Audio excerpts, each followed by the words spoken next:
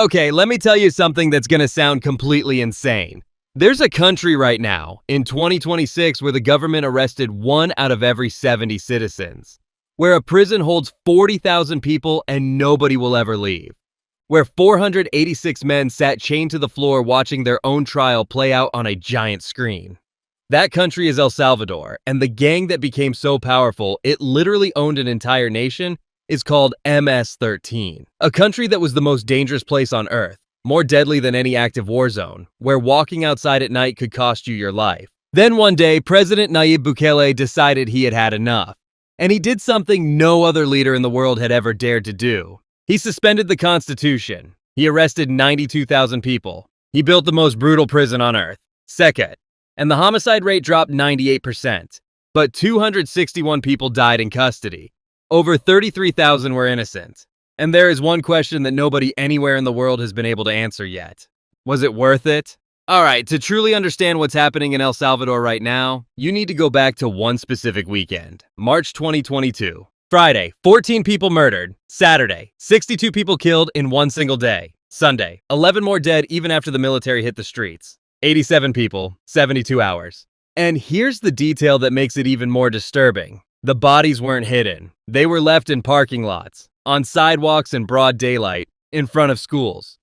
MS-13 wasn't trying to be subtle. They wanted El Salvador to see exactly what they were capable of. So President Nayib Bukele, a 40-year-old guy who had literally run his entire presidential campaign on social media, watched those numbers come in from his office that Saturday night. And he made a decision that would change everything. He declared war. But here's the thing, before we get into what that war looked like, you need to understand who he was declaring war on. MS-13, Mara Salvatrucha.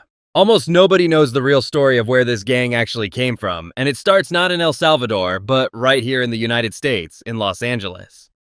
In the 1980s, El Salvador's civil war killed 75,000 people and forced entire families to flee to the United States. Many ended up in the roughest neighborhoods of Los Angeles broke, speaking no English, surrounded by gangs that wanted nothing to do with them. So they did the only thing they could. They built their own. They called it Mara Salvatrucha, MS-13. Now, here's where things get really interesting. Because joining MS-13 wasn't just about showing up. There was a ritual. A circle of existing members would surround you. A shot caller would start counting slowly, out loud from 1 to 13. And while he counted, every single person in that circle would beat you as hard as they possibly could. Fists, kicks, headbutts, whatever they had. 13 seconds of pure punishment. And when the count hit 13, they stopped. They pulled you up. They hugged you. Welcome to the Mara. You were family now. Can you imagine that? 13 seconds that change your entire life, and not in a good way. But the initiation didn't end there. To become a full member, what they called a homeboy, you had to do one more thing. You had to commit a murder, not a robbery, not an assault, a murder. Of a rival gang member, an enemy, whoever the clique designated. Killing wasn't just tolerated in MS-13, it was literally a job requirement. And once you were in, your body became your ID card. Every MS-13 member was required to tattoo themselves as permanent proof of loyalty. And the placement wasn't random, it was a language. MS across the forehead meant you were all in, no going back. The number 13 on the neck, devil horns on the hands, a teardrop tattooed under the eye, that meant you had killed someone. These weren't decorations. They were permanent declarations written on skin that said, I gave everything to this gang, and there is no version of my life that doesn't include this, because there wasn't. The only way out of MS-13 was death. Try to leave, and the gang killed you. Sometimes they killed your family too, just to make sure everyone else got the message. Then in the 1990s, the US government deported them en masse. Thousands of MS-13 members raised in America, barely speaking Spanish, were put on planes and sent to El Salvador. A country that had just crawled out of a civil war, with shattered institutions, a corrupt police force, and poverty everywhere. No jobs, no future. But with very specific criminal skills. In 2015, El Salvador had a homicide rate of 103 per 100,000 people. The United States sits at around 6. El Salvador was nearly 20 times more deadly than America. It was officially the murder capital of the world. But MS-13 and its rival Barrio 18 weren't just killing people.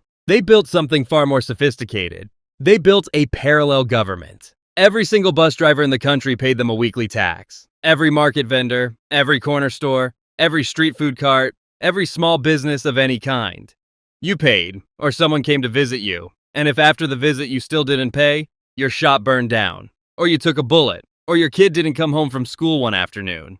Imagine running a small bakery. You wake up at 4 a.m. You work 14-hour days. You're barely making enough to survive. And every single week, a guy shows up at your door and takes a cut. Not because he works for you, but simply because if he doesn't get his money, you die. Police officers who got too close ended up in body bags. Judges who ruled against gang members were assassinated. Politicians made secret backroom deals just to stay alive long enough to finish their terms. Entire neighborhoods became no-go zones where even armed soldiers refused to enter. MS-13 didn't govern El Salvador. It owned it. And every president, every police chief, every government that came before Bukele had tried and completely failed to do anything about it. Nayib Bukele became president in 2019. He was 37 years old, wore backwards baseball caps to official government meetings, and called himself the world's coolest dictator, as a joke on Twitter. On March 27, 2022, Bukele walked into Congress and declared a state of exception. Here's what that actually meant in practice. The Salvadoran Constitution guarantees its citizens certain fundamental rights. The right to know why they're being arrested, the right to a lawyer, the right to be charged with a specific crime within 72 hours, the right to contact their family.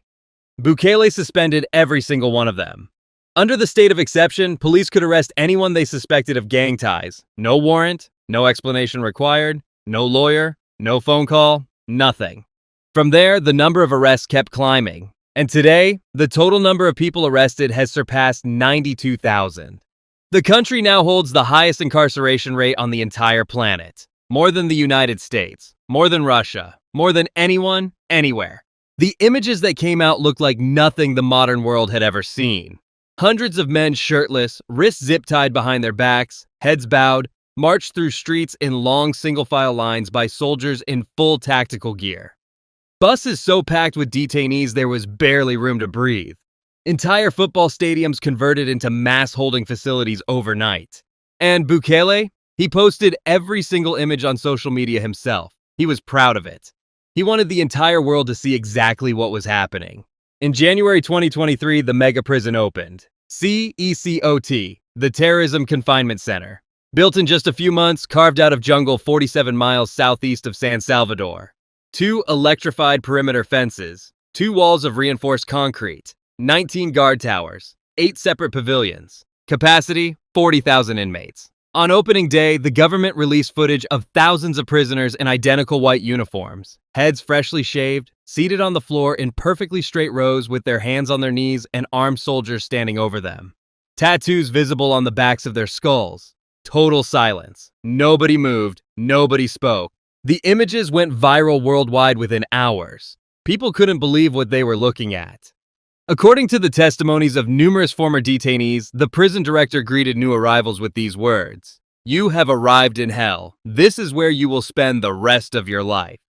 But here's what the cameras didn't show. Beatings on arrival, guards with batons striking anyone who moved too slowly, men beaten unconscious and left there. Inside the cells, no windows, no natural light.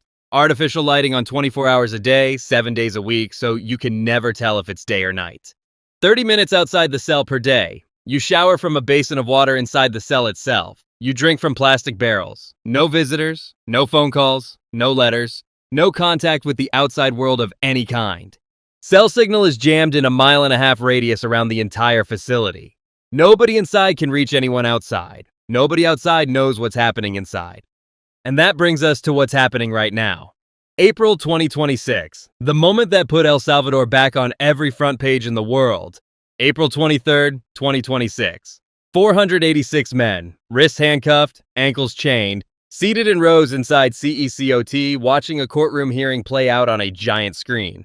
A screen that would decide the fate of all of them at the same time. The charges: 47,000 crimes, 29,000 homicides, 1,200 extortions, kidnappings, drug trafficking, forced disappearances, femicides, armed rebellion against the state, all committed between 2012 and 2022. But how can a trial like this even be legally possible? In 2023, Bukele's party passed a law making El Salvador the only country in Latin America where mass trials of this kind are permitted. How does a judge assess individual guilt when evidence is presented collectively? How do you tell apart the MS-13 founder who ordered 20 murders from the guy who simply lived on the same street and had the wrong tattoo? Honestly, it can't happen. Of the 92,000 plus people arrested, over 33,000, more than 1 in 3 had no prior record in any police database as gang members. Arrested for a tattoo, for living on the wrong street, for knowing the wrong person. And now sitting in that room watching that screen, waiting for a verdict that could sentence them to thousands of years for crimes they never committed. But did any of this actually work? The numbers speak for themselves. In 2015, 103 murders per 100,000 people. In 2024, 1.9. A 98% reduction in homicides, in under a decade, in a country that was once the most dangerous on Earth. According to a 2024 Gallup poll, 88% of Salvadorans say they feel safe walking home alone at night. That number is higher than the United Kingdom, higher than Germany, higher than the United States. Bus drivers who paid gang taxes for 20 years are finally keeping their money. Market vendors who lived under extortion for a generation are operating freely. Mothers in neighborhoods that were once MS-13 territory are letting their kids play outside for the first time in their lives. The gang that owned this country for 30 years has been broken. Bukele's approval rating sits at around 85%. He was re-elected in 2024 in a landslide. His model is being studied and copied by governments across Latin America, Honduras, Ecuador, and other countries. Drowning in gang violence are watching every single move and asking themselves a question that would have been unthinkable 10 years ago. Should we just do the same thing? Even Donald Trump publicly praised him, calling him an extraordinary president during a White House visit, and began using CECOT to house migrants deported from the United States. El Salvador was the most dangerous country on Earth. Today, it's safer than the United States. That is real. But think about this for just a moment. If the same thing happened where you live, if one weekend your city logged 87 murders, if you were genuinely afraid to walk to your car at night, would you still care about due process, or would you want someone to just fix it no matter what it took? Tell us in the comments below. We want to know what you would have done in Bukele's place.